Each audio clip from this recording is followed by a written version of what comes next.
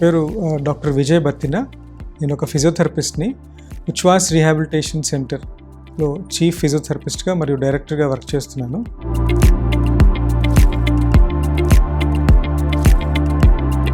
Physiotherapy అంటే ఒక 20 సంవత్సరాల ముందు పెద్దగా ఎవరికీ తెలియదు. ఈవెన్ ఇప్పుడు కూడా చాలామందికి ఫిజియోథెరపీ అంటే ఒక మసాజ్ లాంటి ఒక భావన వస్తుంది. ఫిజియోథెరపీ అంటే ఎప్పుడైనా ఏదైనా ఒక మనిషికి నొప్పి కానీ మూమెంట్ కదలికలో కానీ ఇబ్బంది కలిగితే ఈ రెండు ముఖ్యమైన కారణాల వల్ల మనిషి నడవలేరు, జీవితంలో సరిగ్గా ఏ పని చేసుకోలేరు. ఇలాంటి రెండు సందర్భాల్లో ఫిజియోథెరపిస్ట్ ఉపయోగపడతారు. Physiotherapy like any other speciality, అంటే ఆర్థోపెడిక్స్ కానీ, న్యూరాలజీ కానీ, కార్డియాలజీ కానీ, కార్డియాక్ సర్జరీ లాంటి వైద్య విభాగాల్లాగే ఫిజియోథెరపీ కూడా ఒక స్పెషాలిటీ. లాస్ట్ 5 years నుంచే ప్రజల్లో ఫిజియోథెరపీ గురించి అవగాహన బాగా పెరుగుతుంది. హాస్పిటల్లో, క్లినిక్స్లో, హోమ్ కేర్లో కూడా ఫిజియోథెరపిస్టుల అవసరం చాలా ఎక్కువ ఉంటుంది. ఫర్ ఎగ్జాంపుల్ ఆర్థోపెడిక్ ఫ్రాక్చర్స్లో కానీ, ఆర్థోపెడిక్ జాయింట్ రీప్లేస్మెంట్లో కానీ, ఆ జాయింట్ రీప్లేస్మెంట్ సక్సెస్ అవ్వాలన్నా, ఫ్రాక్చర్ సరిగ్గా హీల్ అయ్యి ఆ మనిషి నడవాలన్నా ఆపరేషన్ ఎంత ముఖ్యమో ఫిజియోథెరపీ వైద్యం కూడా అంతే ముఖ్యం. సరైన సమయంలో ఫిజియోథెరపీ చేయకపోయినా, సరైన ఎక్సర్సైజెస్ పేషెంట్ పర్ఫామ్ చేయలేకపోయినా రికవరీ లేట్ కావచ్చు, లేదంటే సరిగ్గా రికవరీ కూడా అవ్వకపోవచ్చు. అలాగే స్ట్రోక్ కానీ, తలకి గాయం అంటే హెడ్ ఇంజరీ కానీ రావటం వల్ల పక్షవాతం అనేది మనం చూస్తూ ఉంటాం. ఇలాంటి సందర్భాల్లో కూడా ఒకసారి పేషెంట్ మెడికల్గా స్టేబుల్ అయిన తర్వాత, క్లినికల్గా స్టెబిలైజ్ అయిన తర్వాత హాస్పిటల్ నుంచి డిశ్చార్జ్ చేసి ఇంటికి వెళ్ళిపోమంటారు. ఇంటికి వెళ్ళిన తర్వాత అతను తన పని తను చేసుకోలేరు, చాలా సందర్భాల్లో మాట్లాడలేరు, కొన్ని సందర్భాల్లో సరిగ్గా ఆలోచించి నిర్ణయాలు కూడా తీసుకోలేరు. ఇలాంటి సందర్భాల్లో ఫిజియోథెరపీయే మెయిన్ స్టే ఆఫ్ ట్రీట్మెంట్గా మనం చూడొచ్చు. ఆ పక్షవాతం తగ్గి నడవాలన్నా, మళ్ళీ వాళ్ళ పని వాళ్ళు చేసుకోవాలన్నా ఫిజియోథెరపీయే mainstay treatment after discharge. అలాగే కార్డియాక్ సర్జరీస్, ఇలాంటి సర్జరీస్ అయిన తర్వాత కూడా కార్డియాక్ కెపాసిటీ పెంచడంలో కూడా ఫిజియోథెరపీ చాలా కీలకమైన రోల్ ప్లే చేస్తుంది. ఇప్పుడు ఎంతవరకు వెళ్ళిందంటే ఒక క్యాన్సర్ పేషెంట్కి కూడా ఫిజియోథెరపీ వైద్యం ద్వారా క్యాన్సర్ ట్రీట్మెంట్స్ అయిన తర్వాత ఎఫిషియెంట్గా రికవర్ అయ్యే ఛాన్సెస్ చాలా ఎక్కువగా ఉన్నాయి.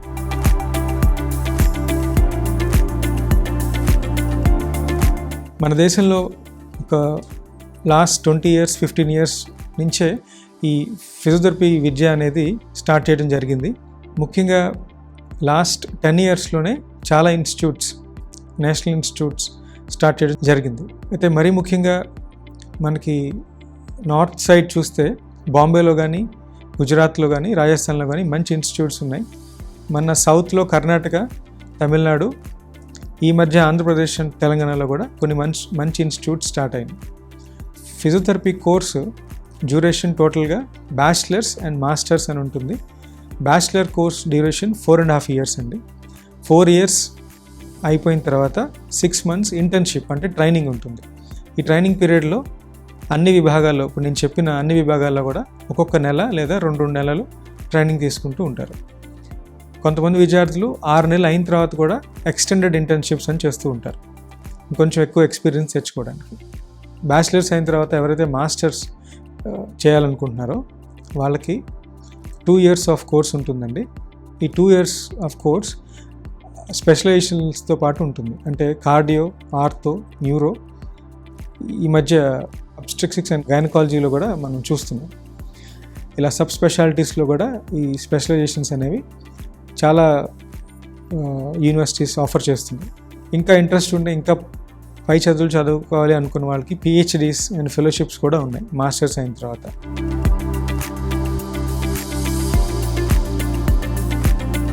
ఫిజియోథెరపిస్ట్ దగ్గరికి ఏ సమస్యతో వెళ్ళాలి, ఫిజియోథెరపిస్ట్ దగ్గరికి వెళ్ళాలంటే డాక్టర్ రిఫరెన్స్ అవసరమా అంటే దీనికి ఆన్సర్ ఎస్ అండ్ నో అని 2 చెప్పొచ్చండి. ఫర్ ఎగ్జాంపుల్ గుండెకి సంబంధించిన ప్రాబ్లమ్స్ ఉన్నప్పుడు, లంగ్స్ సంబంధించిన ప్రాబ్లమ్స్ ఉన్నప్పుడు ఏమవుతుందంటే వైద్య విధానం మల్టీ మోడల్ అంటాం. అంటే ఒక వైద్యుడి పర్యవేక్షణ, అంటే కార్డియాలజిస్ట్ కానీ, ఒక పల్మనాలజిస్ట్ కానీ పర్యవేక్షణ, వాళ్ళ వైద్య సలహా ప్లస్ ఫిజియోథెరపిస్ట్ పర్యవేక్షణ అండ్ ఎక్సర్సైజెస్ సహాయంతో కూడా రికవర్ అవ్వచ్చు. వైద్యంలో చాలా స్పెషాలిటీస్ మల్టీ మోడాలిటీ ట్రీట్మెంట్స్ అంటాం.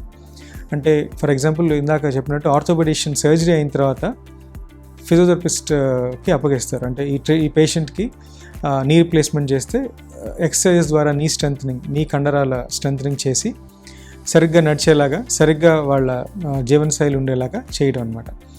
సో కొన్ని సందర్భాల్లో ఫర్ ఎగ్జాంపుల్ టెన్నిస్ ఎల్బో అనే కండిషన్ ఉంది, షోల్డర్ పెయిన్ అనే కండిషన్ ఉంది. ఇనీషియల్గా డాక్టర్ సలహా, ఒక స్పెషలిస్ట్ సలహా లేకుండా కూడా ఫిజియోథెరపిస్ట్ దగ్గరికి వచ్చి ఇనీషియల్ అసెస్మెంట్, ఎవాల్యుయేషన్ చేయించుకున్న తర్వాత అది ఫిజియోథెరపీతో సాల్వ్ అవుతుంది అని ఫిజియోథెరపిస్ట్ చెప్తే ఖచ్చితంగా ఆ సందర్భంలో వైద్యుడి సలహా కానీ మందులు కానీ వాడక్కర్లేదు. ఎవాల్యుయేషన్ అయిన తర్వాత ఇది ఖచ్చితంగా ఒక స్పెషలిస్ట్ వైద్యుడికి చూయించి ఆయన సలహా కూడా కావాలి అంటే అప్పుడు అలా చేయొచ్చు. సో టిపికల్గా ఈ కండిషన్లో ఫిజియోథెరపిస్ట్ని కలవాలి, ఈ కండిషన్లో రెఫరెన్సెస్ కావాలి అని చెప్పలేము, కండిషన్ బట్టి ఉంటుంది. ఏదైనప్పటికీ మీరు ఖచ్చితంగా ఫిజియోథెరపిస్ట్ని సలహా కోసం అయితే ఖచ్చితంగా ఫస్ట్ కలవచ్చు, దానికి ఎటువంటి రెఫరెన్స్ అయితే అక్కర్లేదు. కలిసిన తర్వాత డిస్కషన్తోనే మీకు అర్థమవుతుంది అదే మన వైద్యుల దగ్గరికి వెళ్ళాలా అక్కర్లేదా.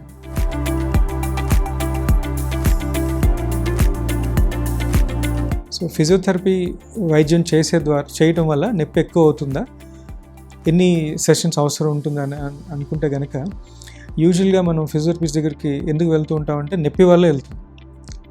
అది జాయింట్ నొప్పి కావచ్చు, లేకపోతే కండరం నొప్పి కావచ్చు, రకరకాల సందర్భాల్లో లిగమెంట్స్ కానీ సాఫ్ట్ టిష్యూస్ ఉంటాం, వాటి నొప్పుల గురించి వెళ్తాం.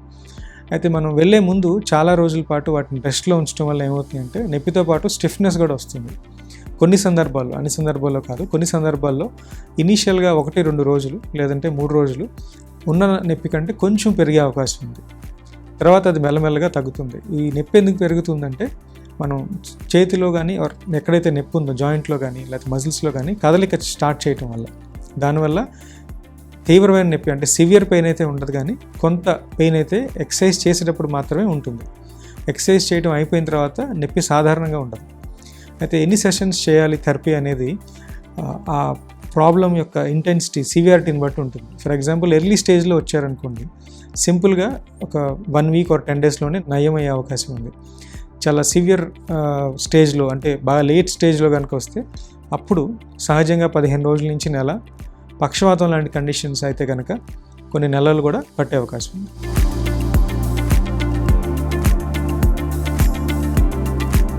పర్సనల్ ట్రైనర్కి ఫిజియోథెరపిస్ట్కి ఖచ్చితంగా వ్యత్యాసం ఉందండి. పర్సనల్ ట్రైనింగ్ అనేది ఇది మనం స్పోర్ట్స్లో కానీ, అయితే వెయిట్ లాస్లో కానీ, వెయిట్ గెయిన్లో కానీ, మజిల్ ఆర్ బాడీ బిల్డింగ్ లాంటి కండిషన్స్లో చూస్తూ ఉంటాం. వీళ్ళు కూడా ఫిజియోథెరపిస్టే, కానీ ఒక క్వాలిఫైడ్ ఫిజియోథెరపిస్ట్ ఇచ్చే పర్సనల్ ట్రైనింగ్కి, ఒక నాన్ క్వాలిఫైడ్ ఫిజియోథెరపిస్ట్ ఇచ్చే పర్సనల్ ట్రైనింగ్కి చాలా వ్యత్యాసం ఉంటుంది. ఫర్ ఎగ్జాంపుల్ మనం స్పోర్ట్స్ ఇంజురీస్ తీసుకుంటే ఇప్పుడు చాలా సందర్భాల్లో మనం న్యూస్లో కూడా చూస్తున్నాం. ప్రతి స్పోర్ట్స్ మ్యాన్కి, సీరియస్ స్పోర్ట్స్ మ్యాన్ లైక్ ఒలింపిక్స్లో పార్టిసిపేట్ చేసే వాళ్ళకి, హయ్యర్ లెవెల్ ఆఫ్ కాంపిటీషన్స్లో పార్టిసిపేట్ చేసే వాళ్ళకి పర్సనల్ ఫిజియోథెరపిస్ట్ ఉన్నారు. ఎందుకు వాళ్ళు పర్సనల్గా ఫిజియోథెరపిస్ట్ని పెట్టుకున్నారు అంటే ఇంజరీ మేనేజ్మెంట్. ఒక గేమ్కి ప్రిపేర్ అవ్వాలన్నా, ఆ గేమ్లో అచీవ్ చేయాలన్నా ఖచ్చితంగా మజిల్స్ని స్ట్రెంథెన్ చేయటం, ఆ గేమ్స్ సరిగ్గా ఆడేలాగా కాంపిటేటివ్నెస్ తీసుకురావటం ఒక క్వాలిఫైడ్ ఫిజియోథెరపిస్ట్ మాత్రమే చేయగలుగుతారు. అన్ట్రైన్డ్ పర్సన్, ట్రైనర్ అనే అతను ఆ లెవెల్ ఆఫ్ అండర్స్టాండింగ్ మజిల్ గురించి కానీ, మజిల్ ఫిజియాలజీ గురించి కానీ ఎనలైజ్ చేయలేరు. కాబట్టి అలాంటి పర్సనల్ ట్రైనర్స్ వల్ల పెద్ద ఉపయోగం ఉండదు. అలాగే ఫిజియోథెరపిస్ట్లో కూడా స్పోర్ట్స్ ఫిజియోథెరపిస్ట్ అని స్పెషలైజేషన్ ఇప్పుడు లాస్ట్ 10 years నుంచి ఉంది. అలాంటి వాళ్ళని ట్రైనర్గా మనం రిక్రూట్ చేసుకుంటే గేమ్ పర్ఫార్మెన్స్ ఇంప్రూవ్ అవుతుంది. పర్టికులర్గా ఇంజరీ మేనేజ్మెంట్ బాగా ఎఫెక్టివ్గా జరుగుతుంది. నార్మల్ ఫిజియోథెరపిస్ట్ అంటే స్పోర్ట్స్ కాకుండా రెగ్యులర్ ఫిజియోథెరపిస్ట్, క్లినికల్ ఫిజియోథెరపిస్ట్ అంటాం. వాళ్ళు హాస్పిటల్స్లో కానీ, క్లినిక్స్లో కానీ, ఈ మధ్య హోమ్ కేర్లో కూడా వాళ్ళ సర్వీసెస్ అందిస్తున్నారు.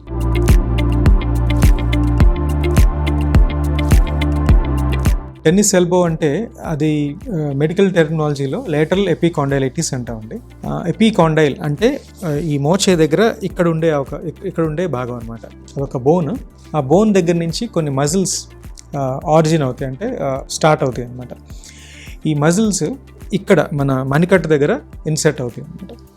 ఈ టెన్నిస్ ఎల్బో అనేది యూజువల్గా స్పోర్ట్స్ పర్సన్లో ఎవరైతే టెన్నిస్ ఆడతారో, ఎవరైతే క్రికెట్ ఆడతారో, మనం వినుంటాం సచిన్ టెండూల్కర్ కూడా టెన్నిస్ ఎల్బో ఉందని, ఆయన టెన్నిస్ ఎల్బోతో బాధపడ్డారు. అలాగే వెయిట్ లిఫ్టింగ్ చేసేవాళ్ళు, అలాగే జావ్లిన్ త్రో చేసేవాళ్ళు, ఇలాంటి రకరకాల స్పోర్ట్స్ పీపుల్లో మనం చూస్తూ ఉంటాం. టెన్నిస్ ఎల్బో ఎందుకు వస్తూ ఉంటుందంటే దీన్ని ఎక్స్టెన్సర్ కంపార్ట్మెంట్ అంటే ఈ మజిల్స్ ఏవైతే ఉన్నాయో ఇవి రిపీటెడ్గా ఒకటే పొజిషన్లో ఎక్కువ సార్లు వాడుతూ ఉంటే అవి చాలా వీక్ అయ్యే అవకాశం ఉంది. రిపీటెడ్గా ట్రామాకి అంటే రిపీటెడ్గా స్ట్రెయిన్కి లోనయ్యే అవకాశం ఉంది. అందుకే దాన్ని రిపిటేటివ్ స్ట్రెయిన్ ఇంజురీ అన్నాం. రిపీటెడ్గా ఒకటే మజిల్ని ఎక్కువ సార్లు రెస్ట్ లేకుండా వాడటం వల్ల వచ్చే ఇంజురీని రిపిటేటివ్ స్ట్రెయిన్ ఇంజురీస్ అంటాం. దాంట్లో ఈ టెన్నిస్ ఎల్బో కూడా ఒకటి.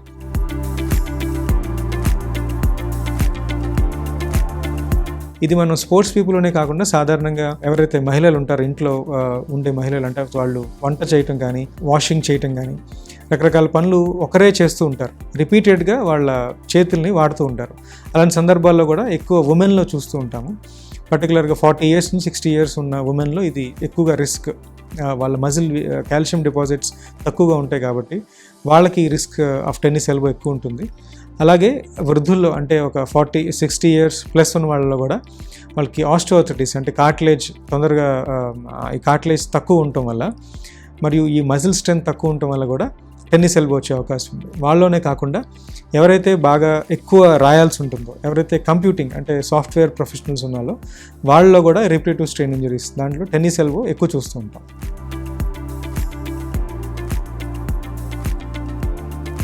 టెన్నిస్ ఎల్బో ఖచ్చితంగా ఇది గ్రాడ్యువల్ ఆన్సెట్ అంటామండి. సడన్గా స్టార్ట్ అవ్వదు. చాలా కాలం పాటు రాంగ్ మూమెంట్స్, రిపిటేటివ్ మూమెంట్స్ చేయటం వల్ల వచ్చే ఒక ప్రాబ్లము. దీనికి పెయిన్ అంటే నొప్పి, stiffness, joint stiffness, elbow joint stiffness, pain, ఈ రెండు ప్రైమరీ సిమ్టమ్స్. ఇవి ఎర్లీ స్టేజ్లో ఉన్నప్పుడే పెయిన్ అండ్ స్టిఫ్నెస్ ఉన్నప్పుడే కొన్ని రకమైన stretches and exercises and modifications, life style modifications చేస్తే కనుక ఖచ్చితంగా వైద్యుల అవసరం కానీ ట్రీట్మెంట్ అవసరం కానీ అసలే ఉండదు. అంటే ఎటువంటి మోడిఫికేషన్స్ అంటే ఫర్ ఎగ్జాంపుల్ మనం సాఫ్ట్వేర్ ప్రొఫెషనల్స్లో తీసుకుంటే ఒకటే జాయింట్ పొజిషన్లో కంప్యూటర్ మీద వర్క్ చేయటం వల్ల వీళ్ళకి యూజువల్గా చూస్తూ ఉంటాం వాళ్ళు ప్రతి 30 minutesకి 40 minutesకి ఇలాంటి స్ట్రెచెస్ చేసి ఆ మజిల్ని లెంతన్ చేసుకుంటే కనుక ఈ మజిల్ ఒత్తిడికి లోనవ్వకుండా, స్ట్రెయిన్కి లోనవ్వకుండా ఒక గుడ్ అమౌంట్ ఆఫ్ లెంత్లో ఉంటుంది. ఫర్ ఎగ్జాంపుల్ అసలు రెస్టే లేకుండా ఇది వర్క్ చేస్తూ ఉంటే అప్పుడు అది టైట్నెస్ ఆర్ స్పాజమ్ ఆర్ రప్చర్లోకి వెళ్ళే అవకాశం ఉంది. సో ఇనీషియల్గానే కొన్ని వ్రిస్ట్ స్ట్రెచెస్, ఎల్బో స్ట్రెచెస్ చేయటం వల్ల ఖచ్చితంగా ఇది నెక్స్ట్ లెవెల్కి వెళ్ళకుండా ఉంటుంది. స్టేజ్ 1 నుంచి ఎక్సర్సైజెస్ కనుక స్టార్ట్ చేస్తే ఖచ్చితంగా స్టేజ్ 2కి అంటే ఒక వైద్యుల అవసరం ఉండే అవకాశం ఉండే స్టేజ్లోకి వెళ్ళారనమాట.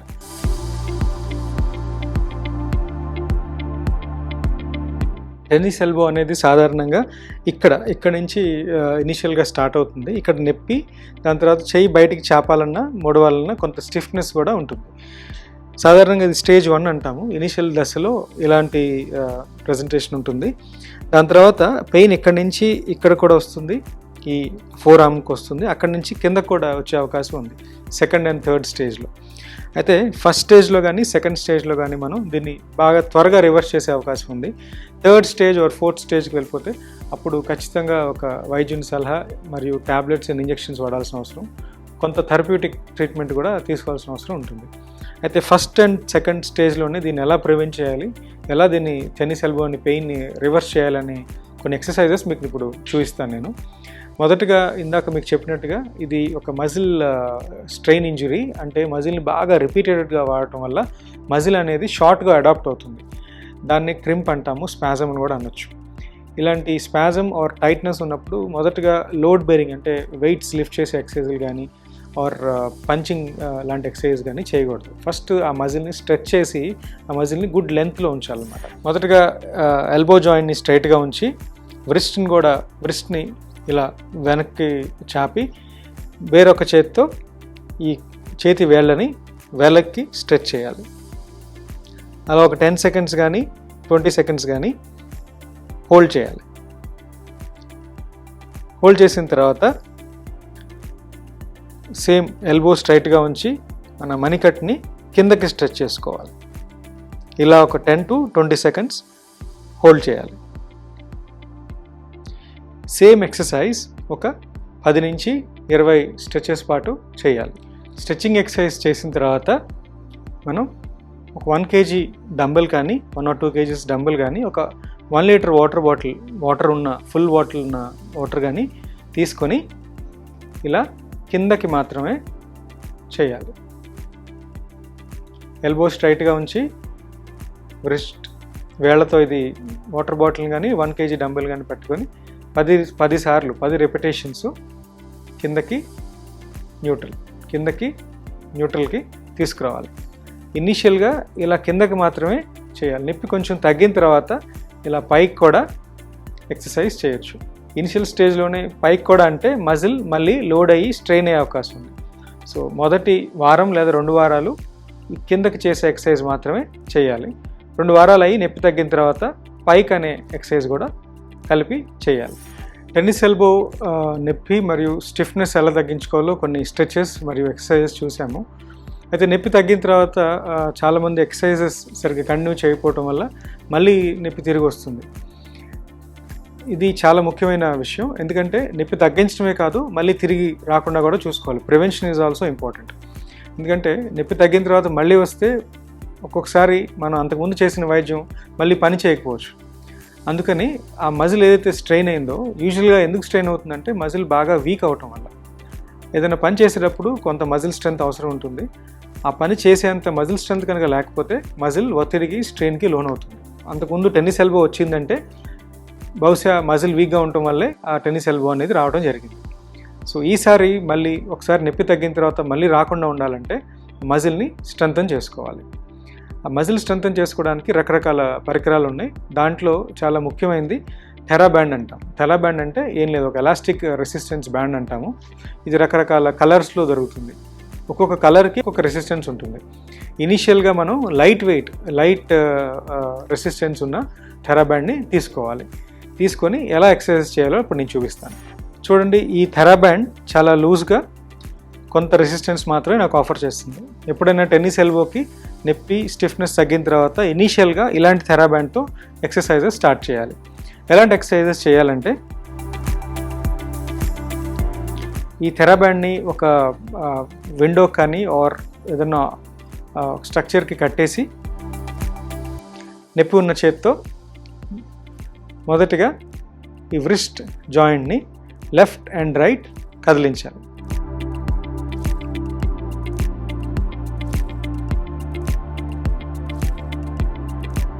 అది స్ట్రైట్గా చేయొచ్చు. దాని తర్వాత అప్ అండ్ డౌన్ ఇలా కూడా చేయొచ్చు. ఇది మొదటి ఎక్సర్సైజ్. రెండో ఎక్సర్సైజ్ అదే థెరాబ్యాండ్ని కొంచెం ఎత్తులో టై చేసుకుని చేత్తో కిందకి పుల్ చేయాలి. ఇందాక వాటర్ బాటిల్ ఎక్సర్సైజ్ చేసినట్టే మొదటిగా కిందకి మాత్రమే పుల్ చేయాలి. తర్వాత కిందకి టై చేసుకుని మనం దాని మీద కాలు పెట్టి ఇలా పైకి కూడా చేయాలి. ఏ ఎక్సర్సైజ్ అయినా ఇనీషియల్ దశలో 10 రెపిటేషన్స్ అంటే 10 సార్లు కానీ 15 సార్లు ఆర్ 12 సార్లు కానీ స్టార్ట్ చేయండి. గ్రాడ్యువల్గా మీరు ప్రతి 4 రోజులకి లేదా ప్రతి వారంలోనూ కొంత రెపిటేషన్స్ పెంచుకోవాలి. మొదటి రోజే 20 లేదా 25 రెపిటేషన్స్ చేస్తే మజిల్ మళ్ళీ స్ట్రెయిన్ అయ్యి నొప్పి వచ్చే అవకాశం ఉంది. థెరాబ్యాండ్, రెసిస్టెన్స్ బ్యాండ్ ఆర్ ఎలాస్టిక్ బ్యాండ్ని ఎలా చూస్ చేసుకోవాలంటే దాని రెసిస్టెన్స్ని బట్టి, రెసిస్టెన్స్ అంటే దాని ఎలాస్టిసిటీ స్ట్రెంగ్త్ని బట్టి. ఇనీషియల్ దశలో ఏ ఎక్సర్సైజ్ అయినా చేసేటప్పుడు మనం లోవర్ రెసిస్టెన్స్, తక్కువ రెసిస్టెన్స్తోని ఉన్న బ్యాండ్స్ తీసుకోవాలి. సహజంగా గ్రీన్, ఎల్లో లాంటివి ఇనీషియల్ దశ ఎక్సర్సైజ్ పనిచేస్తాయి. ఈ బ్లూ కానీ red or black higher level of అంటే బాగా టైట్గా ఉండే బ్యాండ్స్ అవన్నీ, అవి బాగా నొప్పి తగ్గి next level of resistance train, next level of muscle బిల్డప్కి ఇలాంటి బ్యాండ్స్ అనేవి వాడాలి.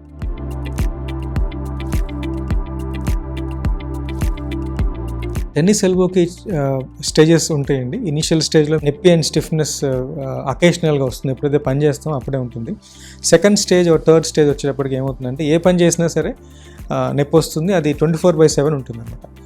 ఇలాంటి సందర్భాల్లో ముఖ్యంగా ఈ ఎక్సర్సైజెస్ చేసినా ఫలితం లేదన్నప్పుడు ఫిజియోథెరపీలో అల్ట్రాసోనిక్ థెరపీ అంటాం. అలాంటి థెరపీస్ కానీ, లేజర్ అనే థెరపీ ఉంటుంది, ఇలాంటి థెరపీస్ కానీ ఇవ్వడం జరుగుతుంది. వీటి వల్ల ఆ రప్చర్ అయిన మజిల్కి బ్లడ్ సర్క్యులేషన్ ఇంప్రూవ్ అయ్యి హీలింగ్ ఎన్హాన్స్ అవుతుంది. ఎక్సర్సైజెస్ కంటిన్యూ చేస్తూ ఇలాంటి అల్ట్రాసౌండ్ థెరపీ 4-5 సెషన్స్ తీసుకుంటే యూజువల్గా అది నొప్పి తగ్గుతుంది. సాధారణంగా మనం చేసే మిస్టేక్ ఏంటంటే ఒకసారి నొప్పి తగ్గిన తర్వాత ఎక్సర్సైజ్ చేయడం మానేస్తాం. ఇలాంటి సందర్భాల్లో అది మళ్ళీ తిరిగి వస్తుంది, మళ్ళీ సేమ్ పని చేస్తాం, సేమ్ మళ్ళీ అలాగే తీవ్రంగా వస్తుంది. అలాంటి సందర్భాల్లో పెయిన్ కిల్లర్స్ వాడాల్సిన అవసరం, కొన్ని సందర్భాల్లో స్టెరాయిడ్ ఇంజెక్షన్స్ తీసుకునే అవసరం కూడా రావచ్చు. స్టెరాయిడ్ ఇంజెక్షన్స్ తీసుకున్నా నొప్పి తగ్గడం లేదు, పెయిన్ కిల్లర్స్ వాడినా, ఎక్సర్సైజెస్ చేసినా, ఫిజియోథెరపీ చేయించుకున్నా అన్ని వైద్య విధానాలు ఫెయిల్ అయినాయి అంటే అప్పుడు ఆర్థోపెడిక్ సర్జన్ దాన్ని ఏదైతే టైట్నెస్ ఉందో, మజిల్ స్ట్రెయిన్ అయ్యి టైట్గా అయిందో దాన్ని రిలీజ్ చేస్తారు.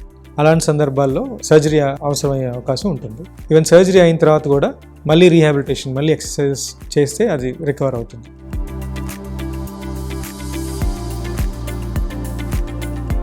టెన్నిస్ ఎల్బోకి సర్జరీ అనే ఆప్షన్ చాలా చిట్ట చివరి ఆప్షన్ అండి. నా ఎక్స్పీరియన్స్లో సర్జరీ అయినా కూడా చాలామందికి పెయిన్ అలాగే ఉండే అవకాశం కూడా ఉంది. ఎందుకంటే ప్రైమరీగా మనం సర్జరీ వరకు వెళ్తున్నారు అని చూస్తే అతను అసలు కాన్సన్ట్రేట్ చేయకుండా అంతవరకు తీసుకుని వచ్చారు అని మనం నమ్మచ్చు. సర్జరీ అయిన తర్వాత కూడా పెయిన్ జీరోకి వస్తుందా అంటే అది ఆయన ఎక్సర్సైజ్ సిన్సియారిటీని బట్టి, అంటే ఖచ్చితంగా కమిట్మెంట్తోనే ఎక్సర్సైజ్ చేసి తగ్గించుకుంటే తప్ప జీరో అవ్వదండి. అది కాకుండా వేరే వైద్య విధానాలు, సర్జరీ కాకుండా వేరే వైద్య విధానాలు అంటే నేను చెప్పినట్టుగా ఫిజియోథెరపీలో ultrasonic therapy, laser therapy, taping అంటాం, స్పోర్ట్స్ టేపింగ్, అది కానీ బ్రేసెస్ అంటాం, అంటే ఈ నొప్పి రాకుండా ఆ మజిల్ని నొక్కి ఉంచే సపోర్ట్స్ ఉంటాయి కొన్ని బెల్ట్స్ లాగా, అలాంటివి వైద్య విధానాలు ఖచ్చితంగా ఉపయోగపడతాయి.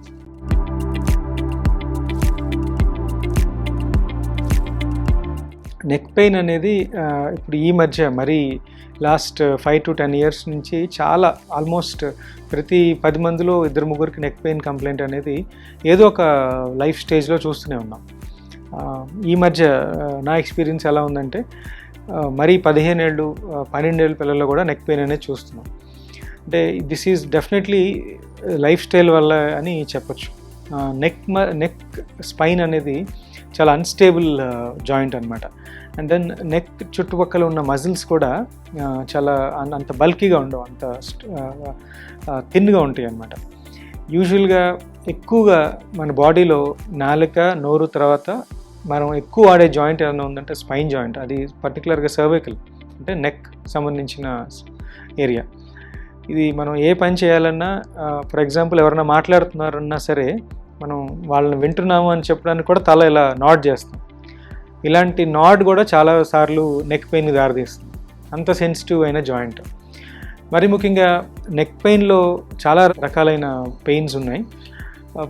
చాలా సర్వసాధారణమైనది పోస్చర్ రిలేటెడ్ పెయిన్, అంటే మనం కూర్చునే విధానం, పని చేసే విధానం, నుంచునే విధానం, ముఖ్యంగా ఈ మొబైల్స్ మరియు ఈ డిజిటల్ రెవల్యూషన్ వచ్చిన తర్వాత చాలా ఎక్కువ అయిపోయినాయి నెక్ పెయిన్స్.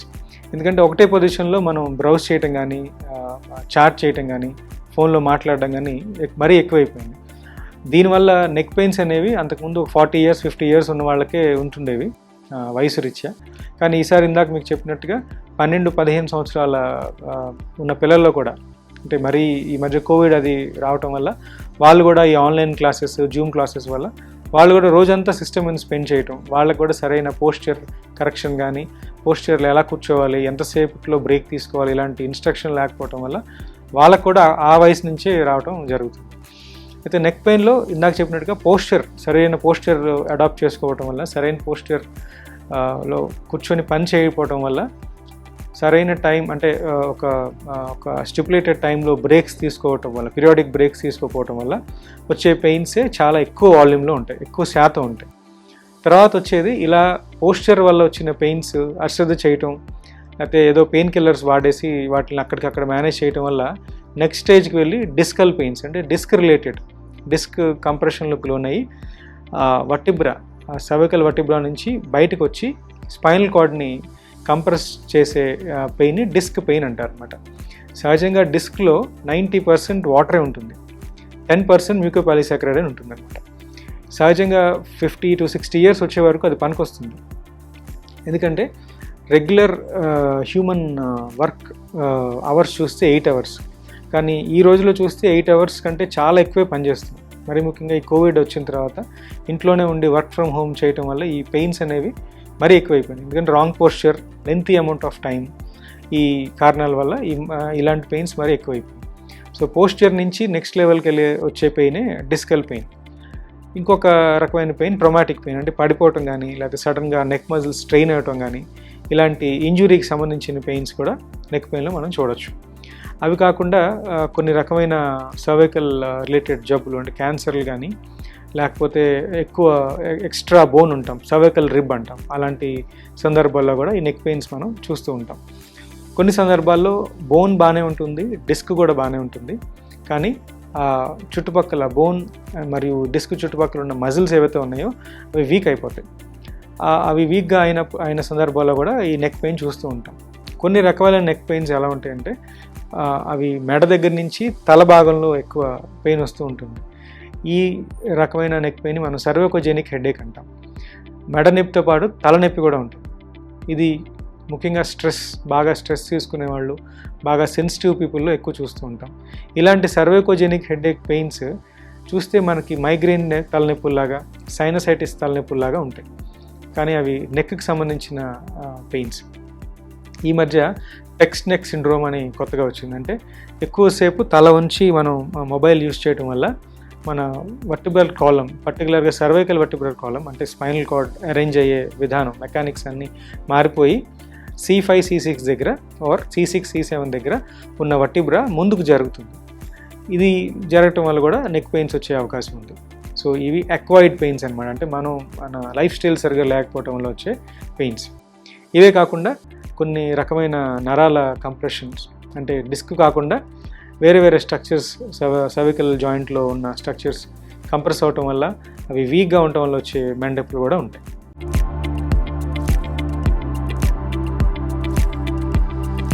మనం ఫోన్ వాడకుండా కానీ ఆర్ కంప్యూటర్ వాడకుండా కానీ చాలా పనులు చేయలేం. ఖచ్చితంగా అవి వాడాల్సిన పరిస్థితి ఇప్పుడు కోవిడ్ వల్ల వచ్చింది. వర్క్ ఫ్రమ్ హోమ్ కావచ్చు, చిన్నపిల్లల్లో ఆన్లైన్ క్లాసెస్ కానీ ఎక్కువ శాతం ఈ ఫోన్లో కానీ కంప్యూటర్స్లో కానీ జరుగుతుంది.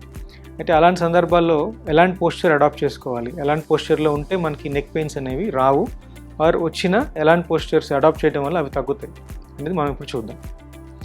ముఖ్యంగా ఈ నెక్ అనేది రకరకాల పొజిషన్స్లో మనం యూస్ చేస్తాం. మొదటిది న్యూట్రల్ పొజిషన్. న్యూట్రల్ పొజిషన్ అంటే ఒక మనిషి నెక్ని స్ట్రైట్గా ఉంచి ఇలా చూస్తున్నట్టయితే దాన్నే న్యూట్రల్ పోస్చర్ అంటారు. ఈ న్యూట్రల్ పోస్చర్లో ఉన్నప్పుడు సాధారణంగా మజిల్స్ కానీ, డిస్క్లు కానీ, వెన్నుపూస బోన్స్ కానీ ఎటువంటి ఒత్తిడిలో ఉండవు.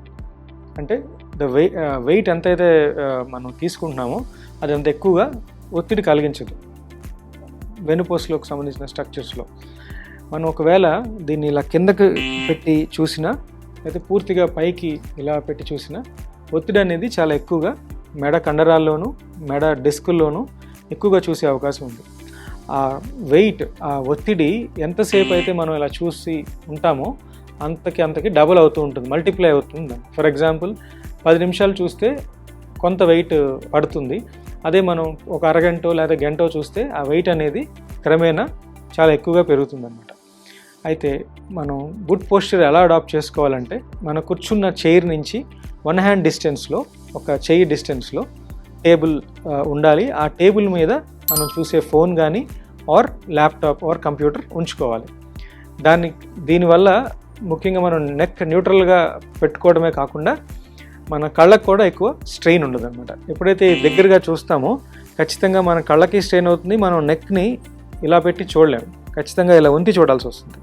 సో 1 హ్యాండ్ డిస్టెన్స్ చాలా ముఖ్యం. దాని తర్వాత 2 చేతులు సమానంగా, మన ఎల్బోస్ అనేవి సమానంగా ముడిచి ఉంచాలి. ఇలాంటి పొజిషన్స్లో ఖచ్చితంగా 2 కాళ్ళు నేలకి ఆని ఉండాలి. వెన్నుపూసకి సపోర్టు లోవర్ బ్యాక్ నుంచి ఖచ్చితంగా భుజాల వరకు ఉండాలి. అయితే ఇలాంటి పోస్చర్లో మీరు more than 40 minutes or more than 1 hour ఉంటే ఇలాంటి గుడ్ పోస్చర్ కూడా బ్యాడ్ పోస్చర్గా మారిపోతుంది. Any posture more than 40 minutes becomes bad posture. So ఏం చేయాలంటే మీరు ప్రతి 40 మినిట్స్కి లేదా కనీసం ప్రతి గంటకి బ్రేక్ తీసుకొని ఒక 5 to 10 మినిట్స్ వాక్ చేసి మళ్ళీ వచ్చి అదే గుడ్ పోస్చర్లో కూర్చుంటే కనుక నరాల మీద పడే ఒత్తిడి, కండరాల మీద పడే ఒత్తిడి చాలా వరకు తగ్గుతుంది. రిపిటేటివ్ స్ట్రెయిన్ ఇంజరీస్ అంటే స్టాటిక్ పోస్చర్స్, అంటే ఒకటే పోస్చర్లో కూర్చొని వచ్చే ఇబ్బందులు, పర్టికులర్గా కండరాల నొప్పులు, జాయింట్ రిలేటెడ్ పెయిన్స్ అన్నీ కూడా చాలా వరకు ప్రివెంట్ చేయొచ్చు.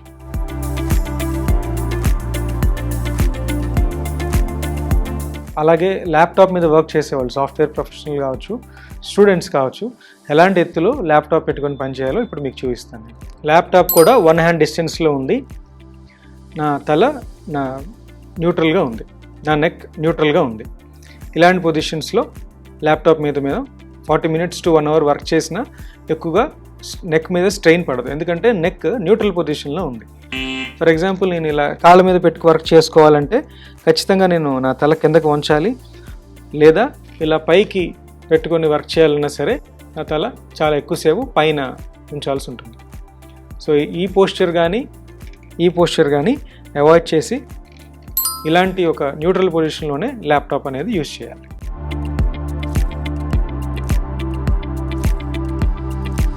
పించ్డ్ నర్వ్, టెక్నికల్గా దీన్ని నర్వ్ కంప్రెషన్ అంటాం అనమాట. ఇది స్పైనల్ కార్డ్లో ఎక్కువగా చూస్తూ ఉంటాం. ముఖ్యంగా డిస్క్ సమస్యలతో బాధపడే వాళ్ళలో ఇది మరీ ఎక్కువగా చూస్తూ ఉంటాం. పోస్చర్ వల్ల, లేకపోతే మన లైఫ్ స్టైల్, మన వర్క్ పోస్చర్ వల్ల వచ్చే సమస్యల్లో ఈ పించ్డ్ నర్వ్ కూడా ఒకటి. ఎప్పుడైతే డిస్క్ అనేది బాగా ఒత్తిడికి లోనయ్యి బయటకు వచ్చి స్పైనల్ కార్డ్ అంటే డిస్క్ ఉన్న ప్లేస్ నుంచి, ఏదైతే దాని ప్లేస్ నుంచి బయటికి ప్రొట్రూడ్ అయ్యి స్పైనల్ కార్డ్ని పించ్ చేస్తుందో దాన్ని పించ్డ్ నర్వ్ సిండ్రోమ్ అంటారనమాట. ఇది సాధారణంగా మనం 40 to 60 years ఏజ్ ఉన్న వాళ్ళని ఎక్కువగా చూసేవాళ్ళం అంతకుముందు. ఈ మధ్య మరీ టీనేజర్స్లో కూడా, అంటే 20-25 years ఏజ్ ఉన్న వాళ్ళలో కూడా చూస్తున్నాం. ఇది ఎడ్యుకేషన్ స్ట్రెస్ కావచ్చు, కాంపిటేటివ్ స్ట్రెస్ కావచ్చు, రకరకాల కారణాలు. అయితే మెయిన్ కారణం పోస్చరే. కొంతమందిలో కొన్ని రకాలైన యాక్సిడెంట్స్, ఫాల్ అంటే పడిపోవటం లాంటి సందర్భాల్లో కూడా ఈ పించ్డ్ నర్వ్ సిండ్రోమ్ అనేది చూస్తాం. పించ్డ్ నర్వ్ ఎప్పుడైతే ఉంటుందో, అయితే ఎప్పుడైతే ఈ డిస్క్ వెళ్ళి ఆ నర్వ్ని కంప్రెస్ చేస్తుందో, ఆ నర్వ్ కోర్స్, అంటే ఫర్ ఎగ్జాంపుల్ ఒక నర్వ్ ఇక్కడ స్టార్ట్ అయింది అనుకోండి మెడ దగ్గర, అది మెడ నుంచి ఈ వేలి వరకు కూడా దాని సప్లై ఉంటుంది, దాని కోర్స్ ఉంటుంది. ఆ కోర్స్, త్రూఅవుట్ ద కోర్స్ కూడా పెయిన్ వచ్చే అవకాశం ఉంది. దీన్నే రేడియేటింగ్ పెయిన్ అంటారు. అంటే పెయిన్ ఒక దగ్గర నుంచి ఇంకొక దగ్గర వరకు మనం ఫీల్ అవుతుంటే కనుక అది నర్వ్ పెయిన్ అని సాధారణంగా మనం పరిగణిస్తాం. ఇది చాలా సందర్భాల్లో స్పైనల్ కార్డ్ ఇంజురీస్లో కానీ ఈ సర్వైకల్ స్పాండిలోసిస్ అనే ఒక డిసీజ్లో కానీ ఎక్కువగా చూస్తూ ఉంటాం. ఈ పించ్డ్ నర్వ్కి ముఖ్యమైన కారణం మనం చెప్పాలంటే అగైన్ పోస్చర్ అని చెప్పొచ్చు. రెండోది ఈ డిస్క్ డీజనరేషన్, అంటే ఏజ్ వల్ల, అంటే 40 years 60 years వచ్చిన తర్వాత డిస్క్లో ఉన్న quantity of gel or water తగ్గిపోతున్న వల్ల ఆ డిస్క్ అనేది మళ్ళీ స్పైనల్ కార్డ్ని కంప్రెస్ చేయడం జరుగుతుంది. కంప్రెస్ చేస్తే ఆ నర్వ్ మీద ఒత్తిడి పడి పెయిన్ వచ్చే అవకాశం ఉంది.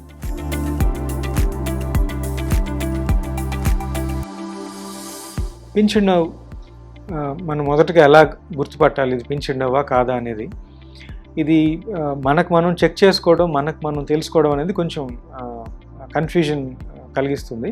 బట్ కొన్ని సిమ్టమ్స్ నేను చెప్తాను, దాన్ని బట్టి మీకు అర్థమవుతుంది. పించ్డ్ నర్వ్ సిండ్రోమ్లో 2-3 దశలు ఉంటాయి. మొదటి దశలో మీకు ఓన్లీ పెయిన్, నొప్పి మాత్రమే తెలుస్తుంది. అది లోకలైజ్డ్గా ఎక్కడైతే నర్వ్ ఇంపింజ్ అవుతుంది, ఫర్ ఎగ్జాంపుల్ నడుములో ఇంపింజ్మెంట్ ఉందనుకోండి, సయాటిక్ నర్వ్ అనేది ఒక నడుములో ఒక నరం. ఆ నరం డిస్క్ వల్ల కంప్రెస్ అయినప్పుడు impingement or pinched nerve syndrome అనేది మనకు వస్తుంది. అది ఇనీషియల్గా లోకలైజ్డ్గా ఒక భాగంలోని, ఒక ఏరియాలోని పెయిన్ మనకు తెలుస్తుంది. క్రమేపీ అది రకరకాల పోస్చర్స్లో, అంటే నుంచున్నప్పుడు కానీ, ఎక్కువసేపు కూర్చున్నప్పుడు కానీ, ఎక్కువసేపు నడుస్తున్నప్పుడు కానీ అదేమవుతుందంటే అది ఒక దగ్గర నుంచి ఇంకో దగ్గరికి పెయిన్ అనేది పాకుతుంది. అంటే పెయిన్ అనేది తెలుస్తుంది మనకి. సహజంగా నడుము నొప్పి అంటే నడుములోనే ఉండాలి, కానీ నడుము దగ్గర నుంచి తొడ కింద వరకు, అరికాల వరకు కూడా వస్తుందంటే అది ఖచ్చితంగా పించ్డ్ నర్వ్. సో ఇలాంటి సందర్భంలో నొప్పి ఒకటే ఉంటుంది. ఎర్లీ స్టేజెస్లో నొప్పి ఒకటే ఉంటుంది. సెకండ్, థర్డ్ స్టేజెస్లో ఏమవుతుందంటే నొప్పితో పాటు తిమ్మిరి, నమ్నెస్, టింగ్లింగ్ సెన్సేషన్స్ అంటాం. నమ్నెస్ అండ్ టింగ్లింగ్, ఈ 2 సెన్సేషన్స్ కూడా దాంట్లో యాడ్ అవుతాయి. ఇలాంటి సందర్భంలో ఏమవుతుందంటే ఈ పించ్డ్ నర్వ్ సిండ్రోమ్ అనేది చాలా తీవ్రమైన దశకి వెళ్ళిందని అర్థం. ఇలాంటి సందర్భాల్లో మనం డాక్టర్ని వెళ్ళి కలిస్తే కొన్ని రకమైన వైద్య పరీక్షల ద్వారా ఏ శాతం వరకు అది ఆ ఇంపింజ్మెంట్ ఆర్ పించ్ అవుతుంది అనేది మనకు తెలుస్తుంది. అయితే వైద్యుల దగ్గరికి ఎప్పుడు వెళ్ళాలి అన్నప్పుడు, ఎప్పుడైతే లోకలైజ్డ్గా మనకి more than 3 hours 4 hours pain ఉంటుంది, నమ్నెస్ కూడా మెల్లగా స్టార్ట్ అవుతుంది, కొన్ని రకమైన ఎక్సర్సైజెస్ కానీ రెస్ట్ కానీ తీసుకున్నా సరే ఇంకా అది సెటిల్ అవ్వట్లేదు అంటే అలాంటి సందర్భాల్లో ఆర్థోపెడిషియన్ కానీ ఫిజియోథెరపిస్ట్ని కానీ కలిస్తే వాళ్ళు ఎగ్జామిన్ చేసి నెక్స్ట్ స్టెప్ ఏంటనేది చెప్తారు.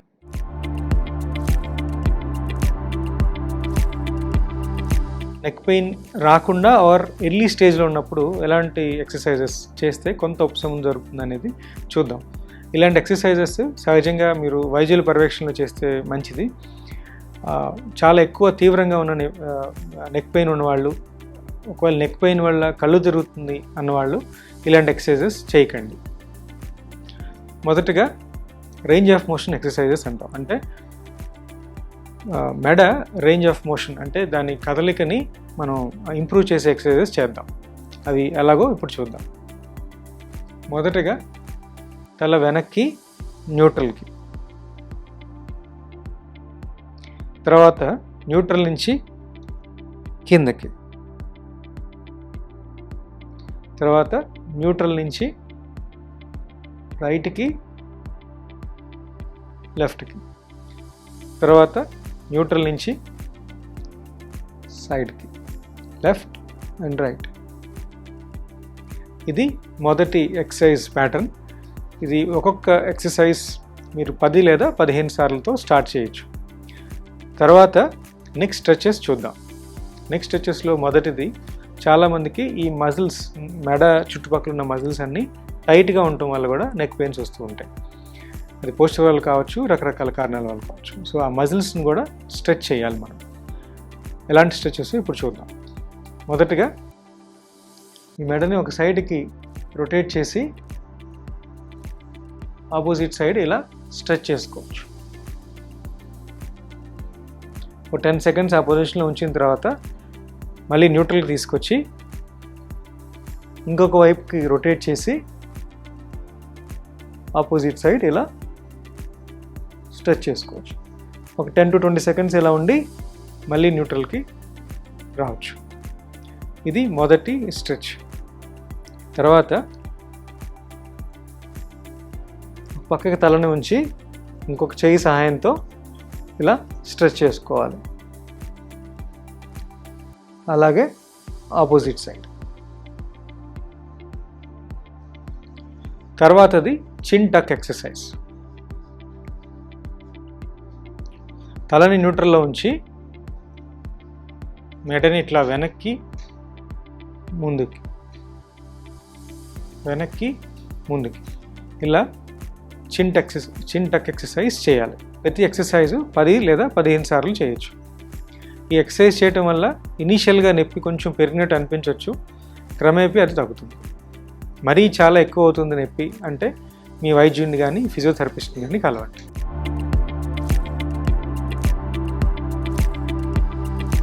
చాలామందికి ఉన్న డౌట్స్లో ముఖ్యమైన డౌట్ సర్వైకల్ గురించి. సర్వైకల్ పిల్లో లేదా అసలు ఈ మెడ కింద దిండు పెట్టుకొని పడుకోవాలా లేదా అనేది, పిల్లో యూజ్ చేయాలా అక్కర్లేదా. చాలామందిలో ఉన్న అపోహ ఏంటంటే పిల్లో యూజ్ చేయకుండా పడుకుంటే మెడ నొప్పి తగ్గుతుంది అని. నేను ఒక ఎగ్జాంపుల్ చెప్తాను. ఫర్ ఎగ్జాంపుల్, మీరు మంచం మీద ఫ్లాట్గా పడుకున్నారు అనుకుందాం. అప్పుడు మెడకి సహాయంగా మన వెనక భాగం ఉన్న తల ఉంటుంది, పెద్ద సపోర్ట్ అక్కర్లేదు. ఫర్ ఎగ్జాంపుల్, మీరు నిద్రలో ఒక సైడ్కి తిరిగి పడుకోవాలనుకోండి, లెఫ్ట్ ఆర్ రైట్, అప్పుడు ఏమవుతుందంటే ఖచ్చితంగా మెడ అనేది ఒక పక్కకి వాలుతుంది. అలాంటి సమయంలో మనం ఏం చేస్తాం, సహజంగా ఈ చెయ్యి ఇలా సపోర్ట్ పెట్టుకుంటాం. అయినా సరే కొంత బెంట్ నెక్ పోస్చర్ అనేది త్రూఅవుట్ ద నైట్ ఆర్ కొంత భాగంలో అది కొంత సమయం వరకు అలా ఉంటుంది. ఇలాంటి పోస్చర్ వల్ల కూడా నెక్ పెయిన్ వచ్చే అవకాశం ఉంటుంది. ఖచ్చితంగా నెక్ పెయిన్ ఉన్నా నెక్ పెయిన్ లేకపోయినా పిల్లో పెట్టుకోవడం అనేది చాలా చాలా ఇంపార్టెంట్. అయితే మనకి చాలా రకాలైన పిల్లోస్, సర్వైకల్ పిల్లోస్ అని, సీ పిల్లోస్ అని, బటర్ఫ్లై పిల్లోస్ అని చాలా రకమైన పిల్లోస్ ఉన్నాయి.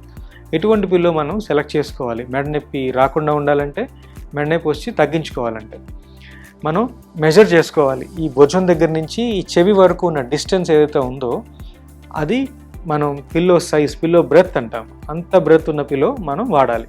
అలాంటి పిల్లో వాడటం వల్ల ఏమవుతుందంటే మనం ఫ్లాట్గా కాకుండా లెఫ్ట్ అండ్ రైట్ తిరిగి పడుకున్నప్పుడు నెక్ అనేది న్యూట్రల్ పోస్చర్లో మెయింటైన్ అవుతుంది. దాని ద్వారా త్రూఅవుట్ ద నైట్ ఆర్ మీరు ఆ పోస్చర్లో ఉన్నప్పుడు నెక్ మజిల్స్కి, స్పైన్కి రెస్ట్ దొరుకుతుంది.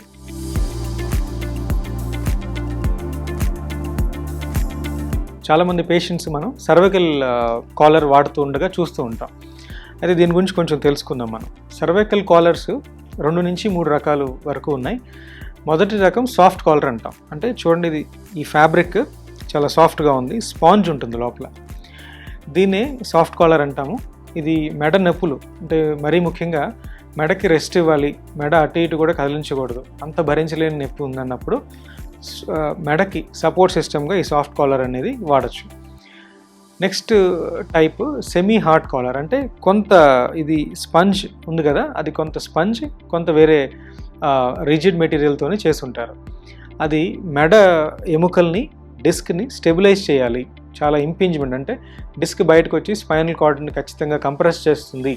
అలాంటి సందర్భాల్లో సెమీ రిజిడ్ కాలర్ అనేది వాడతాం. హార్డ్ కాలర్ అని ఇంకొకటి ఉంది. ఇది మెడను అసలు కదిలించకూడదు, మనం ఒకటే పొజిషన్లో ఉంచాలి.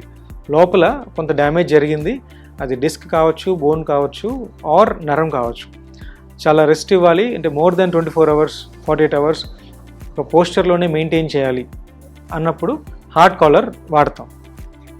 ఇంకొక రకమైన కాలర్ని ఫిలాడెల్ఫియా కాలర్ అంటాం.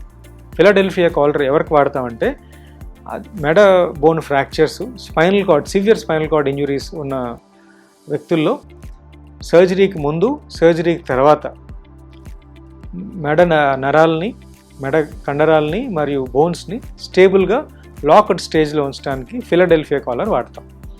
అయితే సహజంగా మెడ నొప్పి వచ్చిన వాళ్ళందరిలో కూడా ఈ సర్వైకల్ కాలర్ అనేది ఉపయోగపడదు.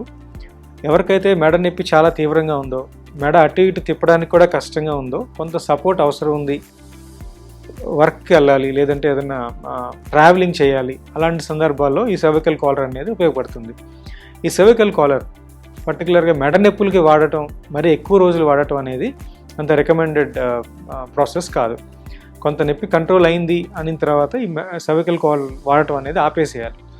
ఎక్కువ రోజులు వాడటం వల్ల మెడ స్టిఫ్నెస్ రావటం, మెడకు సంబంధించిన మజిల్స్ అన్నీ టైట్గా అయిపోవటం, వీక్గా అయిపోవటం కూడా జరుగుతుంది. సో మీ వైద్యుల సలహా, వాళ్ళ సూపర్విజన్లోనే ఈ సర్వైకల్ కాలర్ అనేది వాళ్ళు ఎన్ని రోజులు వాడమంటారో అన్ని రోజులే వాడాలి. ఈ మెడ కాలర్ వాడటం వల్ల నొప్పి పూర్తిగా తగ్గిపోవటం కానీ, ఇది ట్రీట్మెంట్ అనుకోవడం కానీ చేయకూడదు.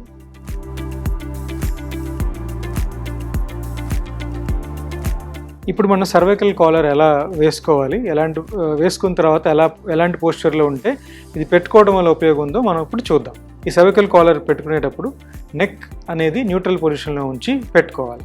ఈ నెక్ కాలర్ వల్ల ఉపయోగం ఏంటంటే, నెక్ పెయిన్ ఉన్న వ్యక్తి పక్కకి చూడాలన్నా, లెఫ్ట్ ఆర్ రైట్ చూడాలన్నా, పైకి కిందకి చూడాలన్నా ఈ సపోర్ట్తోనే ఉంటుంది.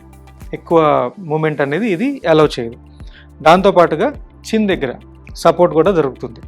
దీని ద్వారా మెడ కండరాలకి, మెడ నరాలకి కొంత రిలాక్సేషన్ దొరికి పెయిన్ అనేది కొంచెం తొందరగా తగ్గే అవకాశం ఉంది.